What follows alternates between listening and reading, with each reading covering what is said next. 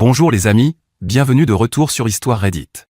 Ok, imaginons, votre mari vous trompe pendant 7 mois, rentre à la maison un jour, s'assoit à la table de la cuisine, et au lieu de, je ne sais pas, ressentir de la honte comme une personne normale, il est en fait fier de lui. Comme s'il pensait sincèrement mériter un trophée.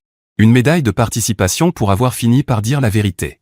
Et ça, c'est juste le début de l'histoire. Parce qu'apparemment, ce n'était pas assez dramatique. Alors qu'est-ce que cet homme fait ensuite? Il simule un coma. Oui, un faux coma, complètement élaboré. Avec des ballons. Et un gâteau. Je n'invente rien. Et sa famille? Totalement partante.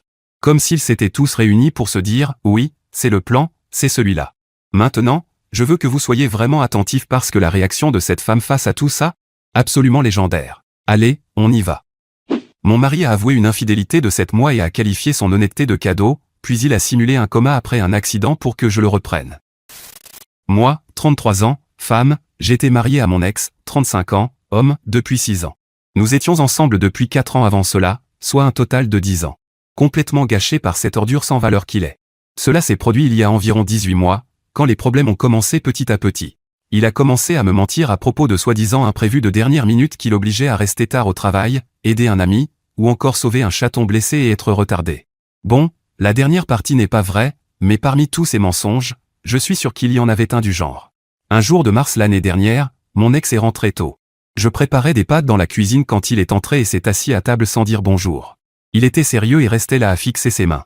Des mains qui n'avaient rien d'intéressant, puisqu'elles étaient celles qu'il utilisait pour toucher le corps d'une autre femme.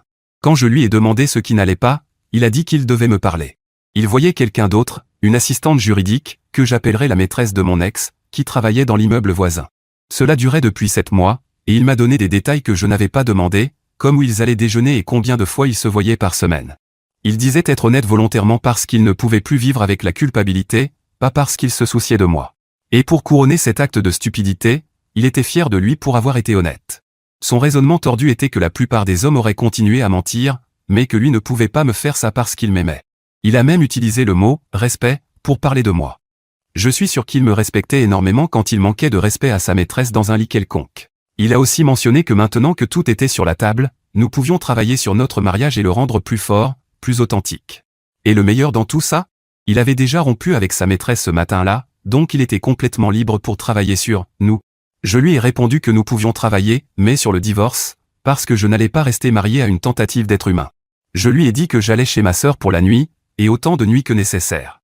Il avait l'air confus, comme s'il s'attendait vraiment à une autre réaction, comme s'il s'était imaginé que j'allais courir vers lui, l'embrasser et lui dire que je l'aimais pour être un si bon mari. Il m'a demandé si nous pouvions en parler d'abord.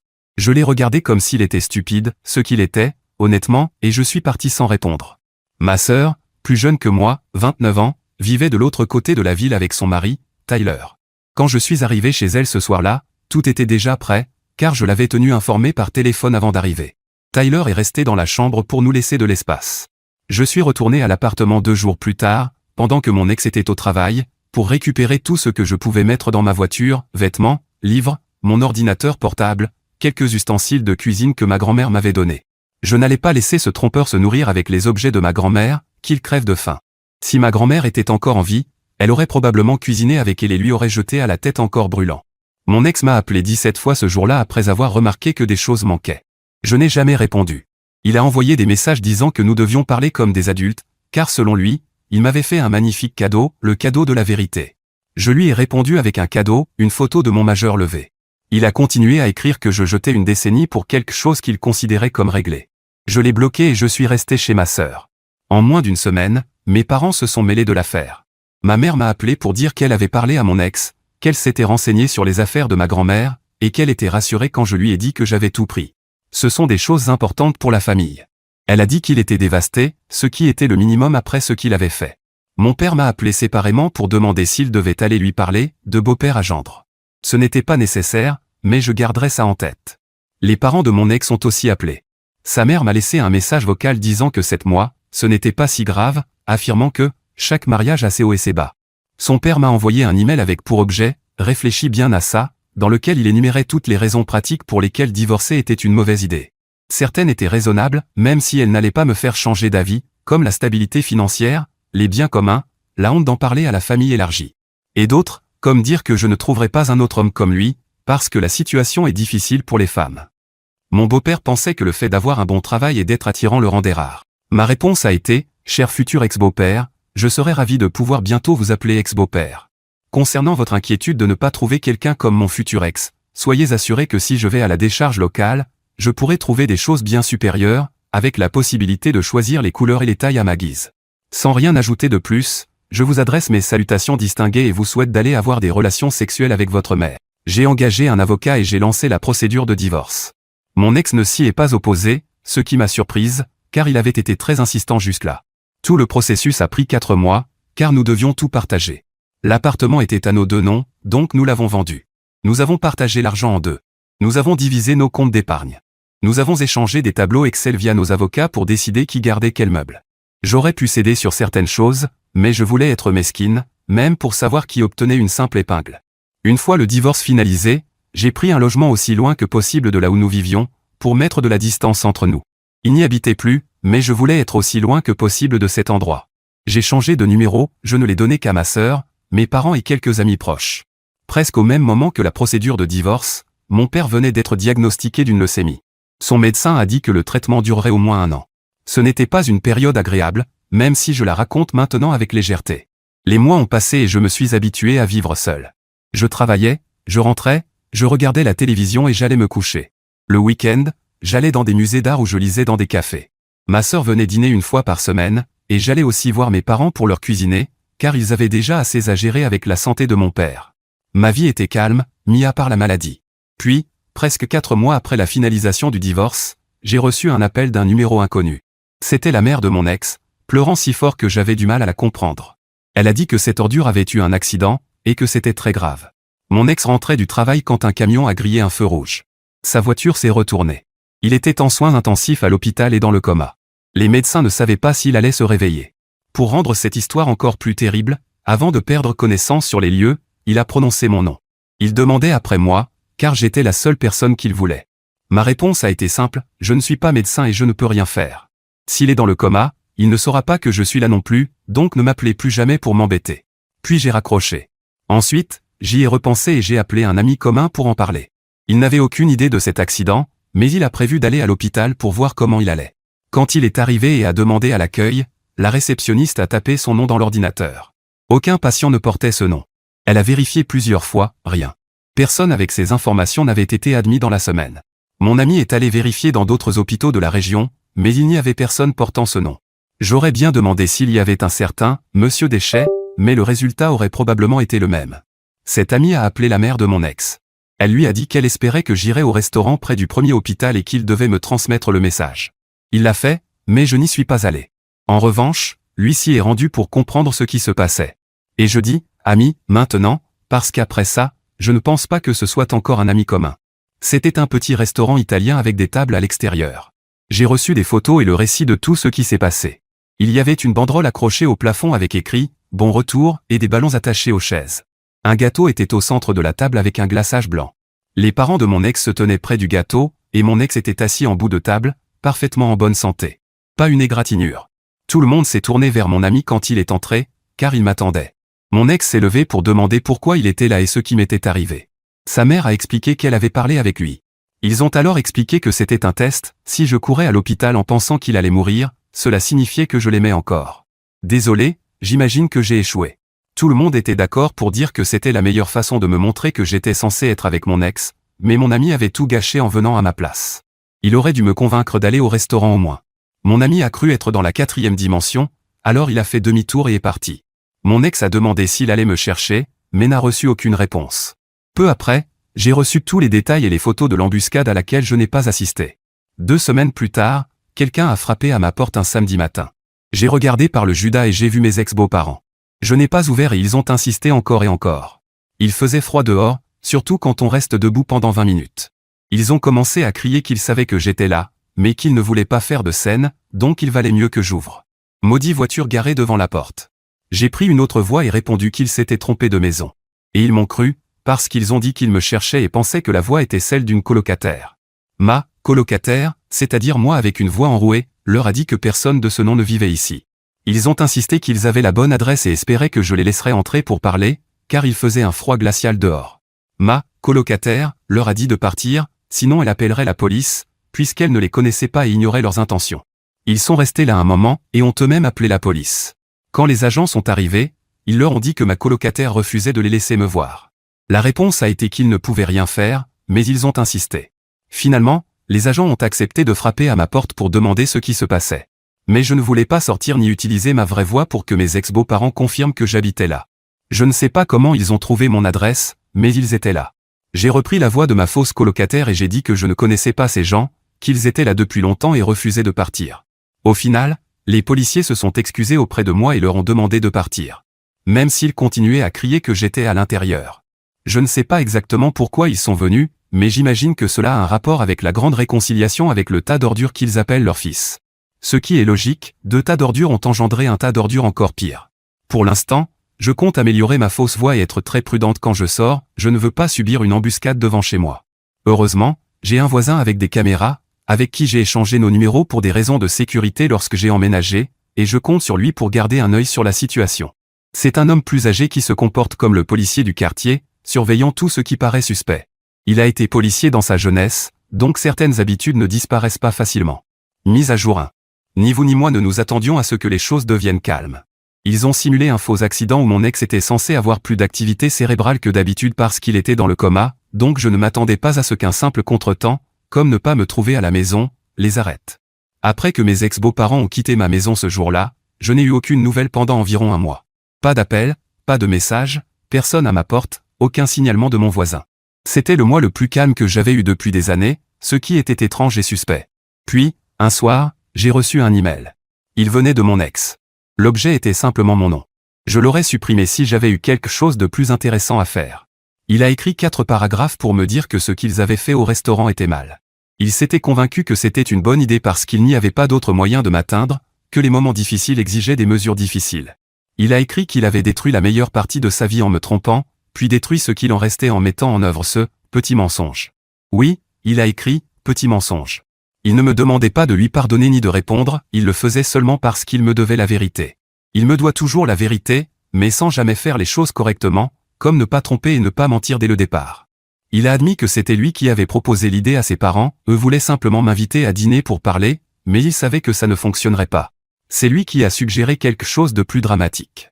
Il pensait que si je le voyais dans une position vulnérable, cela me rappellerait les bons moments. Le dernier paragraphe disait qu'il déménageait pour un nouveau travail, et qu'il espérait que je trouverais quelqu'un qui me traiterait comme je le mérite. La dernière chose qu'il avait écrite était qu'il était désolé pour tout. J'ai lu l'email 2 fois parce que, malgré tout, cela semblait être la chose la plus décente qu'il ait faite pendant toute cette période, et j'avais du mal à y croire. Je n'ai pas répondu, bien sûr. Quelques semaines après cet email, ma sœur m'a écrit. Le message disait « Taylor et moi sommes séparés. Quand tu es libre, appelle-moi, j'ai besoin de te parler. » Comme elle avait été un grand soutien pour moi pendant mon divorce, c'est la première chose que j'ai faite après avoir lu son message. Je l'ai appelée et elle m'a invité chez elle pour pouvoir parler plus calmement, même si elle semblait bouleversée, ce qui est compréhensible. Une grande partie de la responsabilité de leur séparation et de leur futur divorce est liée à moi. Taylor avait commencé à dire que l'attitude de mon ex, en me révélant la vérité, n'était pas si mauvaise, et qu'il pensait comme mon ex qu'il est difficile de trouver un homme sincère. Il ne lui avait pas dit cela pour ne pas lui donner encore plus de raisons de réfléchir. Mais finalement, elle a découvert que c'était Taylor qui avait donné mon adresse à mes ex-beaux-parents, alors elle l'a mis dehors environ 20 minutes après ses aveux. Ça aurait pu être plus rapide, mais elle a d'abord pris le temps de lui dire ce qu'elle pensait de lui. Cela ne faisait même pas 2 heures qu'elle l'avait expulsé de la maison. Nous avons parlé très tard ce soir-là. Il y avait d'autres problèmes dans leur couple, mais son comportement récent lui faisait penser qu'il pouvait la tromper, et l'histoire de mon adresse a été la goutte de trop. Il savait même pour l'appel de l'hôpital. En avril, mon père a terminé son dernier cycle de traitement. Le cancer est entré en rémission. C'était une bonne nouvelle parmi toutes les mauvaises nouvelles que notre famille reçoit ces derniers temps. Ma sœur a attendu ce moment pour annoncer à nos parents qu'elle allait divorcer. Comme prévu, ils étaient en colère contre Taylor. Plus tard ce mois-là, je sortais de mon immeuble de bureau quand j'ai vu le père de mon ex dehors. Il était appuyé contre le mur. Je me suis arrêté et j'ai envisagé de retourner à l'intérieur, mais il m'avait déjà vu. Il a dit qu'il voulait s'excuser, que ce qu'ils avaient fait était mal et qu'il y pensait depuis des mois. Je lui ai demandé pourquoi il me disait ça, et il a répondu que c'était parce que mon ex avait déménagé et coupé les contacts avec eux. Mon ex les blâmait d'avoir ruiné toute chance que je lui parle à nouveau. Sa femme était dévastée parce que leur fils ne répondait plus à ses appels. Je ne voulais pas aller vers ma voiture pour qu'il ne sache pas que c'était la même que celle devant la maison ce jour-là, donc je suis retourné à l'intérieur et j'ai attendu qu'il parte. Ensuite, je suis sorti, j'ai fait un détour au cas où il me suivrait, puis je suis retourné à ma voiture. Ce qui est étrange, c'est que mon ex m'a écrit pour assumer la responsabilité, mais selon ses parents, il les blâme. Ma sœur demande le divorce, les démarches ont déjà commencé. Je ne pense pas qu'elle aura la chance que j'ai eue que tout soit rapide, Taylor rend les choses difficiles. Mais ma sœur est prête à divorcer, nos parents la soutiennent, et je suis là pour elle. D'accord, attendez, c'est moi. On peut prendre un moment pour s'arrêter sur quelque chose d'un peu inconfortable? Tyler. Le mari de sa sœur. L'homme qui était à l'accent grave ce soir-là, quand elle est arrivée à la porte, le cœur brisé, avec toute sa vie dans sa voiture. Il a vu ça. Il a été témoin de cette douleur de près. Et ensuite, il s'est retourné et a donné son adresse aux personnes qui essayaient de la manipuler pour qu'elle retourne dans cette situation. Ce n'est pas une petite erreur. C'est une trahison à l'intérieur d'une trahison. Et voici la partie qui fait vraiment mal, en privé, il était d'accord avec l'ex. Il pensait que cette idée de « l'honnêteté comme un cadeau » n'était pas si mauvaise. Ce qui veut dire qu'il s'asseyait en face de sa femme, la regardait soutenir sa sœur dans l'une des périodes les plus difficiles de sa vie, et intérieurement, il se disait. En vrai, le mari n'avait pas totalement tort. Certains hommes croient sincèrement que le fait d'avouer rend l'infidélité pardonnable. Et ils gardent cette conviction pour eux, jusqu'à ce que quelque chose la révèle. La vérité inconfortable, c'est que parfois, les personnes assises juste à côté de vous dans vos pires moments ne sont pas totalement de votre côté. Elles sont simplement présentes. Et être présent, ce n'est pas la même chose qu'être loyal. Sa sœur l'a découvert juste à temps.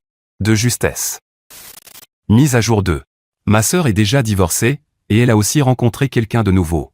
Il s'appelle Pat, et elle l'a déjà invité à dîner à la maison plusieurs fois. Il a l'air d'être un homme bien, puisqu'il est d'accord pour dire que Taylor et mon ex étaient une paire d'idiots. Une opinion partagée par beaucoup ici, d'après ce que j'ai lu dans vos commentaires. Au début de ce mois, quelque chose d'étrange s'est produit. J'ai reçu un message sur Facebook de la maîtresse de mon ex, l'assistante juridique avec qui il avait eu une liaison. Je n'avais pas pensé à elle depuis plus d'1 an. Le message disait qu'elle avait découvert ce qui s'était passé au restaurant. Elle voulait que je sache que mon ex lui avait menti aussi. Il lui avait dit que j'étais en train de le quitter et que notre mariage était déjà terminé quand ils ont commencé à se voir. Elle n'a appris la vérité que des mois après la fin de leur relation. Elle se sentait très mal et voulait s'excuser. Je n'ai pas répondu à son message, mais je ne l'ai pas supprimé non plus. Je l'ai simplement laissé dans ma boîte de réception. Plus tard dans le mois, la mère de mon ex a essayé de m'ajouter sur LinkedIn. J'ai refusé la demande. 2 jours plus tard, elle m'a envoyé un message sur une autre plateforme avant que je puisse aussi la bloquer. Elle disait qu'elle priait pour moi et qu'elle avait les meilleures intentions. Elle voulait simplement savoir comment j'allais parce qu'elle tenait à moi. Je l'ai bloquée. Ma sœur et Pat sont devenus sérieux très rapidement. Il a emménagé dans son appartement, ce qui ne m'inquiète pas parce qu'elle a l'air différente avec lui. Elle est plus calme et sourit beaucoup. Plus que lorsqu'elle était avec son ex et qu'ils étaient soi-disant bien. Un soir où nous avons dîné chez elle, je les ai vus cuisiner ensemble dans la cuisine. Ils se déplaçaient avec une telle aisance autour l'un de l'autre, comme s'ils faisaient ça depuis des années. Pat m'a demandé si je fréquentais quelqu'un, et j'ai répondu non. Il a dit que ce n'était pas un problème, mais que si je voulais tenter ma chance à nouveau, il avait des amis qui pourraient m'intéresser. Mais il ne m'a pas mis de pression, il a précisé que je pouvais prendre mon temps. C'était seulement si j'étais prête à rencontrer quelqu'un, car il est très exigeant dans le choix de ses amis. Je n'étais pas encore prête, mais sa question m'a au moins fait réfléchir. Ma famille et moi avons passé Noël ensemble chez moi. Nous avons cuisiné et regardé de mauvais films de Noël. Pat rendait visite à sa famille dans un autre état, donc nous étions entre nous. Mes parents le connaissent déjà et ils le trouvent bien. Mon père est un peu plus prudent après tout ce qui nous est arrivé, même si je pense qu'il finira par adopter Pat comme son fils. Avec mon ex et Taylor, ça ne collait pas vraiment. Ce n'était pas mauvais, mais il n'y avait pas grand-chose en commun, comme s'il y avait une barrière. Avec Pat, c'est différent, il y a une vraie alchimie. Bientôt, on les verra enlacés, en train de boire une bière ensemble. Heureusement, mon père est toujours en rémission, et espérons que tout continue ainsi lors de son prochain contrôle. En janvier, mon contrat de location arrivait à expiration. J'ai décidé de chercher un appartement plus sûr, dans un meilleur quartier. J'aimais l'idée de vivre dans une maison, mais cela demande beaucoup d'entretien, et c'est difficile de forcer ma voix pour en prendre une autre. Aussi parce que mes ex-beaux-parents ne connaîtraient pas cet endroit. Ma sœur m'a aidé à visiter des logements. Nous en avons trouvé un. Une chambre avec de grandes fenêtres et un petit balcon dans la pièce principale. J'ai signé très vite, de peur qu'on me le prenne. Pat nous a aidé à déménager mes meubles et ma sœur est allée acheter à manger pour que nous puissions faire notre premier dîner dans le nouvel appartement. Je ne sais pas si c'est parce que j'étais heureuse d'être avec eux, soulagée ou apaisée, mais j'ai dit à Pat de choisir son meilleur ami, parce que j'étais prête à rencontrer quelqu'un. Il a dit qu'il n'avait pas besoin de réfléchir, il avait la personne idéale pour moi. Nous n'avons pas encore eu notre premier rendez-vous, mais nous avons commencé à discuter après que Pat lui a donné mon numéro. Il a l'air gentil et, d'après ce que Pat m'a dit de lui, c'est quelqu'un de bien. Au final, ce n'était pas aussi difficile que mes ex-beaux-parents voulaient le faire croire, même si je ne veux pas me précipiter avant notre premier rendez-vous. Mise à jour 3. Cela fait maintenant 7 mois que j'ai emménagé dans mon nouvel appartement. Il y a quelques mois, mon père a eu une alerte de santé. Il n'est pas sorti de rémission, mais quelque chose d'étrange est apparu dans un de ses examens et le médecin lui a demandé de faire d'autres tests. Heureusement, ce n'était rien, et nous nous sommes seulement inquiétés pendant quelques jours. Comme je l'avais prévu dans mon précédent message, mon père et Pat sont devenus de très bons amis, et c'est exactement ce qui s'est passé. Ma sœur commence à être jalouse que son petit ami passe autant de temps avec son beau-père, même si elle le dit en plaisantant. Je ne pense pas que notre père soit la meilleure influence pour Pat, qui semble être un homme vraiment bon, sans mauvaise intention. D'un autre côté, notre père, même si nous l'aimons beaucoup, peut-être un peu, disons, c'est mon père. Il aime jurer, alors que je n'ai jamais entendu Pat dire un seul gros mot. Ma sœur espère qu'il ne prendra pas ses mauvaises habitudes. De mon côté, je fréquente officiellement l'ami de Pat. Le premier rendez-vous s'est bien passé, et il y en a eu beaucoup d'autres ensuite. Pat a comme un label de qualité, quand il dit que quelque chose est bien et qu'il le garantit, on sait que ce sera le cas, que ce soit son ami, des restaurants qu'il nous a recommandés pour nos rendez-vous, ou même certains achats sur Amazon. Si Pat dit que c'est bien, autant se taire et payer. Précision, aucun argent n'a été échangé pour son ami. Récemment, ma sœur et Pat se sont fiancés. Elle m'a appelé immédiatement après qu'il lui ait fait sa demande. Elle pleurait et riait en même temps. Elle m'a dit que c'était à l'endroit où ils avaient eu leur premier rendez-vous. Elle m'a déjà demandé d'être sa demoiselle d'honneur, même s'il n'y a pas encore de date. J'ai dit oui. C'est encore en phase de préparation, mais à l'entendre en parler, on dirait que le mariage a lieu demain. Elle a dit que ce serait petit, peut-être 40 personnes. Je lui ai déjà dit que j'avais besoin de temps pour acheter une robe, pas que ce soit pour la semaine prochaine. Heureusement, elle prend son temps. Elle doit aussi trouver sa propre robe, donc quand l'organisation du mariage commencera officiellement, nous irons en chercher ensemble. Pour l'instant, les préparatifs sont officieux. Maintenant, parlons de mon ex et de sa famille de fous complètement toxiques. Si vous vous souvenez de mes publications, la maîtresse de mon ex a essayé de me contacter. Elle m'a dit certaines choses, mais j'ai décidé de ne pas m'impliquer au cas où ce serait un piège. Ce qui n'était pas le cas, mais elle n'a pas insisté parce qu'elle pensait que j'étais en colère contre elle. En plus de me parler de mon ex et du fait qu'elle avait aussi été trompée, elle voulait que je l'aide dans une plainte contre lui. Quand mon ex m'a dit qu'elle travaillait dans l'immeuble près de son travail, il ne mentait pas, il a juste omis quelques détails importants. J'ai tout découvert quand j'ai été convoqué à témoigner dans le procès de sa maîtresse, que j'appellerai Monica. Quand mon ex a rompu avec elle pour me faire ce cadeau et travailler sur notre mariage, il s'est assuré que Monica ne travaillerait plus là-bas non plus. Là, nouvelle opportunité de travail et son déménagement. Mon ex a obtenu un nouvel emploi en dehors de la ville, parce qu'il avait été licencié. Mes ex-beaux-parents qui devenaient gentils et s'excusaient, ils voulaient m'avoir de leur côté pour que je ne témoigne pas. Évidemment, j'ai témoigné avec tout ce que je savais. Même si je ne peux pas donner de détails menant directement au délit, une partie de mon témoignage était importante pour la plainte de Monica contre lui. Il ne récupérera pas son ancien poste. Et en plus, même s'il en a déjà trouvé un autre, elle lui réclame une grosse somme d'argent. J'ai déjà témoigné, et maintenant Monica attend le verdict. Peut-être que lorsque tout sera terminé, je pourrai vous donner une mise à jour sur les conséquences pour mon ex. Le jour où j'ai dû témoigner, il était là, ainsi que ses parents. C'était inconfortable, mais pas au point de m'empêcher d'aider autant que nécessaire. Mes ex-beaux-parents financent la défense de leur fils, donc j'espère surtout qu'il perdra, qu'ils gaspilleront leur argent et que mon ex devra payer une somme énorme. Ce serait assez poétique pour cette famille toxique. Note, je ne peux pas donner beaucoup de détails sur l'affaire, car certaines informations permettraient de la retrouver facilement en ligne. Je peux seulement dire qu'elle a été licenciée après que mon ex l'ait accusée auprès de ses employeurs avec des mensonges très graves. Il l'a fait pour qu'elle ne soit plus là au cas où je lui donnerais une chance. Monica poursuit également ses employeurs pour licenciement abusif. Mais je sais que vous vous intéressez surtout à mon ex, donc je n'en ai pas beaucoup parlé. Si Monica gagne contre mon ex, elle gagnera très probablement aussi contre ses anciens employeurs. Mise à jour 4. Je vous apporte une dernière mise à jour, car beaucoup me l'ont demandé. Désolé de ne pas avoir répondu davantage, mais je ne pouvais pas aller voir le juge pour lui dire de se dépêcher de rendre son verdict juste parce qu'un groupe de curieux, dont je fais partie, voulait savoir ce qui se passait. Mon ex a été reconnu coupable et a dû payer des dommages et intérêts proches de 250 000 $. Ce n'est pas le montant exact, mais disons que je préfère rester prudente. Oui, c'est une somme à 6 chiffres, mais cela pourrait être un peu plus ou un peu moins. Quoi qu'il en soit, c'est une somme qui me semble énorme. Personnellement, je n'aimerais pas être à la place de mon ex face à la plainte de Monica. Rien que d'y penser, mon compte en banque souffre. Monica a également gagné son procès contre ses employeurs. Et le karma ne s'arrête pas là, car mon ex a été licencié de son nouvel emploi. Une amie de Monica a appelé pour signaler son cas et informer son nouvel employeur de ses problèmes juridiques.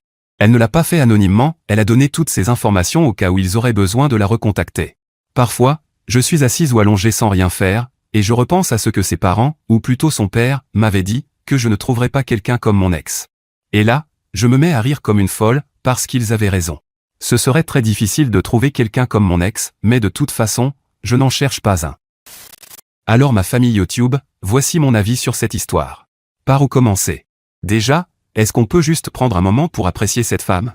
Parce que la plupart des gens à sa place auraient soit repris cet homme, soit passé des années à être amers et malheureux. Elle n'a fait ni l'un ni l'autre.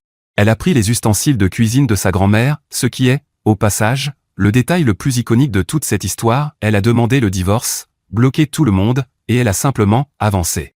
Calmement. Progressivement. Ça demande une force que, honnêtement, tout le monde n'a pas. Maintenant, parlons de l'ex.